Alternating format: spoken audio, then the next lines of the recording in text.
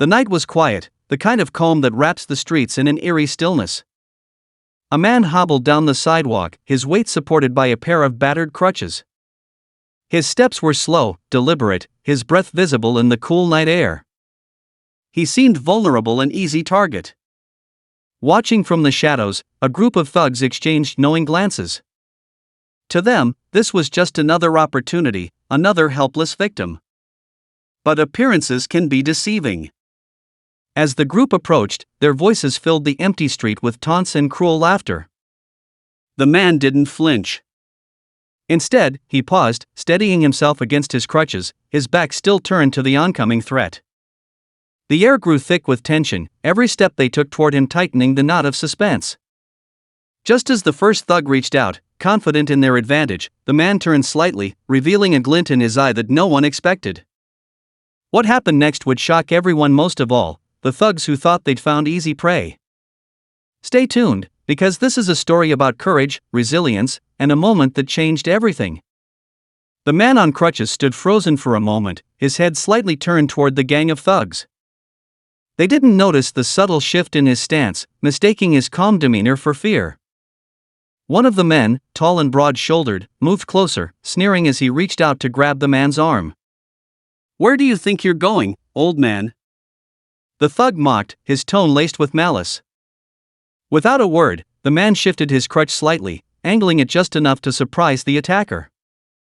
In a blur of motion, he struck the thug's wrist with a swift, calculated movement. The thug yelped and recoiled, clutching his arm, his bravado replaced with shock. The rest of the group hesitated, their confidence wavering for a moment. But the leader, a wiry man with a sharp voice, barked out, "Don't just stand there. He's just a cripple, get him." They lunged forward, but the man on crutches was ready. With surprising agility, he used his crutches not just as supports but as weapons. A quick jab to the stomach sent one thug doubling over, while a sweeping motion tripped another, sending him sprawling onto the pavement. From a nearby alley, a homeless man watched the scene unfold, his mouth agape. He'd seen these thugs terrorize countless people in the neighborhood, but never had he witnessed someone fight back like this. He considered intervening but decided to stay hidden, his curiosity outweighing his courage. As the fight escalated, the gang's frustration grew. The man on crutches was outnumbered, but he moved with precision, as if he had been trained for this very moment. Every strike, every block, every step was calculated, almost as if he had anticipated their every move. "Who is this guy?" one of the younger thugs muttered, backing away slightly. "Shut up and get him." The leader snapped, but even he couldn't hide the unease creeping into his voice. Meanwhile, across the street, a young woman sitting in her parked car dialed 911 with trembling fingers. She'd been scrolling through her phone when she noticed the confrontation. "There's a fight, this man is being attacked by a group," she whispered urgently to the dispatcher. "But he's fighting them off. You need to send someone quickly." Back in the fray, the man on crutches continued to hold his ground, but the physical strain was beginning to show. His breathing grew heavier, and a bead of sweat trickled down his temple. The leader of the gang noticed this and smirked. "You're tough, old man, I'll give you that," he said, circling him like a predator sizing up wounded prey. "But you're slowing down. Let's see how long you can keep this up." The man didn't respond. Instead, he shifted his weight, gripping the crutches tightly. He wasn't just fighting for himself, he was making a stand. The thugs might have chosen him because they thought he was weak, but he was determined to prove them wrong, not just for his sake, but for everyone who'd ever felt powerless. Just when it seemed the gang was about to close in on him again, a loud shout echoed down the street. "Hey! Back off!" Everyone froze. A burly man in a security guard uniform came jogging toward them, his flashlight cutting through the darkness. He wasn't armed, but his presence was enough to make the thugs hesitate. "You've got to be kidding me," the leader muttered under his breath. "Let's go," he barked at his crew, gesturing for them to retreat. But the story didn't end there. As the thugs scattered into the night, the man on crutches lowered himself onto a nearby bench, his chest heaving as he caught his breath. The security guard approached cautiously. "You okay, sir?" he asked, his tone respectful, almost in awe. "I'm fine," the man replied, his voice steady but quiet. "Thank you for stepping in." The homeless man emerged from the shadows then, his face lit up with admiration. "Man, I've never seen anything like that," he said. "Who are you?" The man on crutches smiled faintly but didn't answer. Instead, he stood up, adjusted his crutches, and began to walk away. But the encounter had left a mark on everyone who witnessed it. The young woman in the car stayed parked for a moment, replaying what she'd seen in her mind. The security guard watched the man disappear into the night, his curiosity piqued. And the gang of thugs? They weren't just humiliated, they were scared, and they wouldn't forget the lesson they'd learned. Yet, questions lingered. Who was this man? What kind of training had turned someone with a physical limitation into a formidable fighter? And why was he walking alone through dangerous streets at night?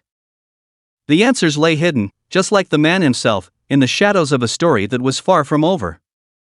The man on crutches disappeared into the night as quietly as he had arrived, leaving behind an air of mystery that clung to those who had witnessed the altercation. The security guard lingered on the street, replaying the events in his mind. The precision, the calmness, the strength that didn't add up.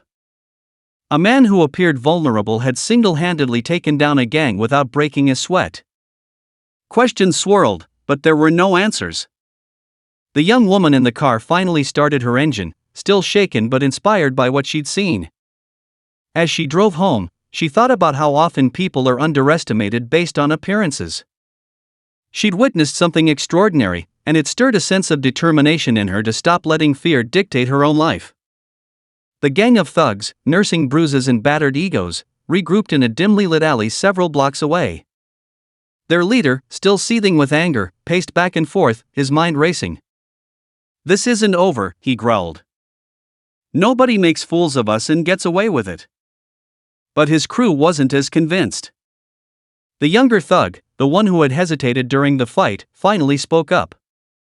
"Maybe we shouldn't mess with him again," he muttered, wincing as he adjusted his injured wrist. "I mean, did you see the way he moved? That guy's not normal." The leader rounded on him, his voice low and menacing. "You afraid of a cripple?" "It's not about that," the younger man replied, his tone firm despite the fear in his eyes. "Something about him. It's like he knew what we were going to do before we even did it. You can't fight someone like that." The group fell silent, the weight of his words settling over them like a heavy fog. For the first time, doubt began to creep into their minds.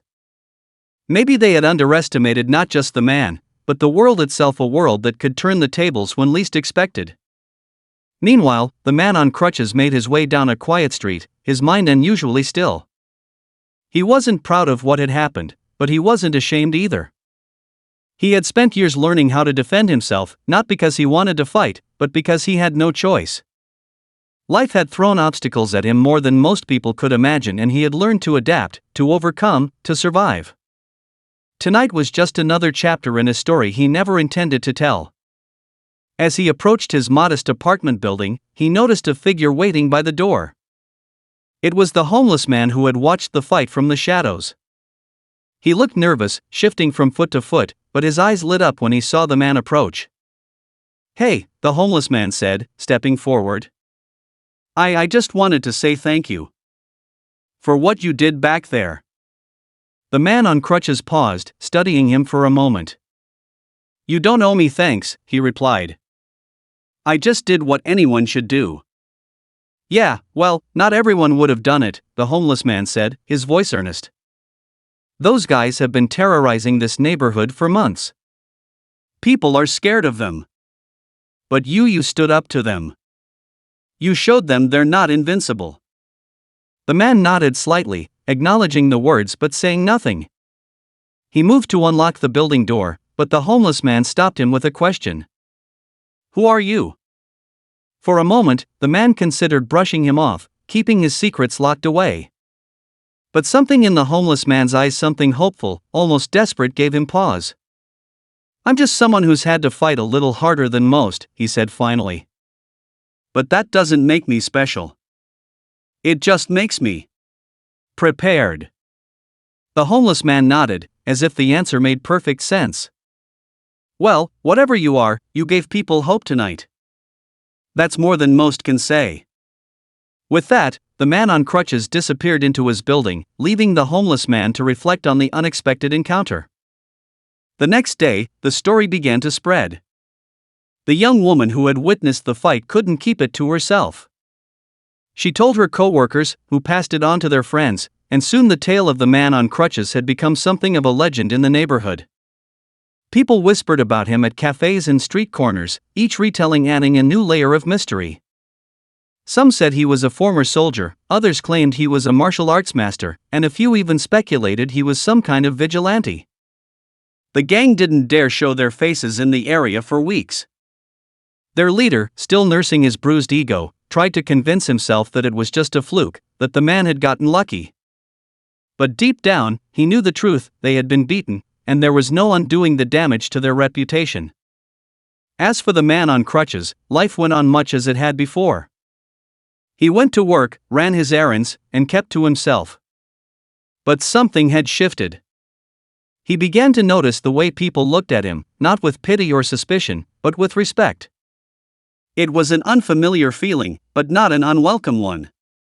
One evening, as he sat by his window, he noticed the young woman from the car standing outside his building. She seemed hesitant, glancing around as if unsure whether to knock. Finally, she looked up and saw him watching.